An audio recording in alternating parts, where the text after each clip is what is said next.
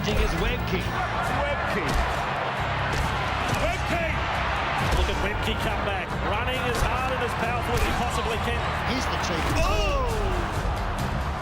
Wayne coached you from a schoolboy, and we know he doesn't say a lot, but when he does speak, it's quite powerful. What do you think has stayed with you? And really, especially in those early years, how was he around when you lost your dad and you really were probably at the risk of losing the love of rugby league? What makes Wayne so special? And it's a number of things, but this is how he told me I was making my first grade debut. I always got to train early, and Wayne came early one day. And he was always there for it. And it was only me and him in the shed. Because I was in awe of the man. The moment I knew he was in that room with me, I thought, please don't talk to me, please don't talk to me, please don't talk to me. You know, when you're looking at something, but you're not reading it, not taking a thing in, I'm there praying, don't talk to me, don't talk to me, don't talk to me.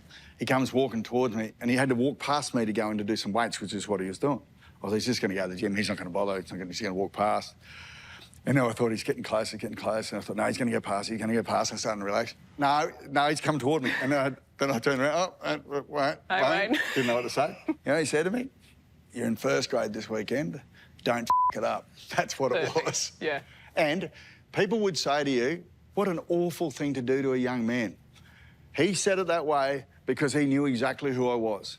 That's what Wayne does. He works at, you know, if he'd have cuddled me and said, oh, look, congratulations, that's not going to help me. But telling me that, immediately, you know, the first thing I thought, well, I won't.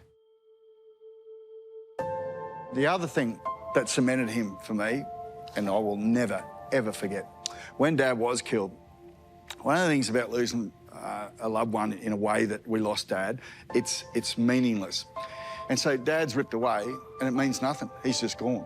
So we get to Dad's funeral, and I don't remember a lot of it, but I do remember one thing. When we were carrying Dad out of the church, looked across on the side of the hill, because there's a big heap of people, and they were sitting on the side of the hill and everything, and here's this big tall fellow, it was Wayne.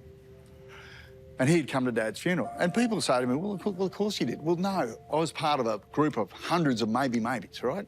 But Wayne being there that day at my dad's funeral, we were rugby league people, we love rugby league, and he was as revered then as he is now. Him being there meant that my dad was important. What had happened to our family mattered. You have no idea the galvanising effect that had on us. It was astounding. I get asked to talk about leadership all the time, and he's the greatest leader I know. You want people to follow you, you have to let them know, you have to make them know that you care about them. Because from that day on, he told me to run in a train, I'm running into the train. There's no problems at all. That's Wayne, and that's genuine. You can't tell someone you care about them, you got to show them. And when you look at that situation for what it is, the man cared about me. So guess what? I owed him, and that's how I felt. And he had my loyalty forever, and he remains that way. He said that he would dedicate this game to his coach, Wayne Bennett. It's a wonderful friendship. It's a great story. Bennett and Webcke.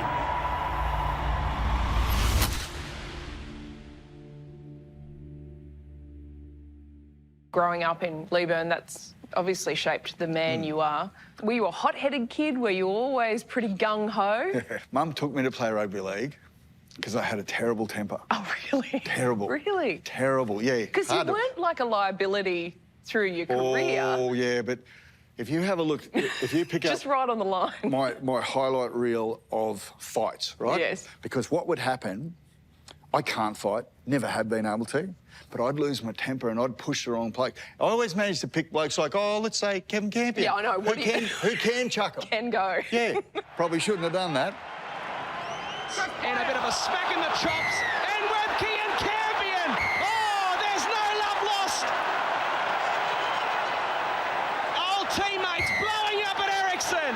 You're a Brisbane Bronco. You're on the brink of this amazing first-grade career, but the game's at war. We're about to hit Super League. What did that do for you? How did that impact what you thought was going to be a very straightforward footy career? Well, not at all, to be fair, because I was again, just on the fringes. And when all the deals were done, us little sideliners, we weren't consulted. No one was chucking a heap of money at us because they didn't give a rat's whether we signed up or not. So I got to play in the Super League but never got the money.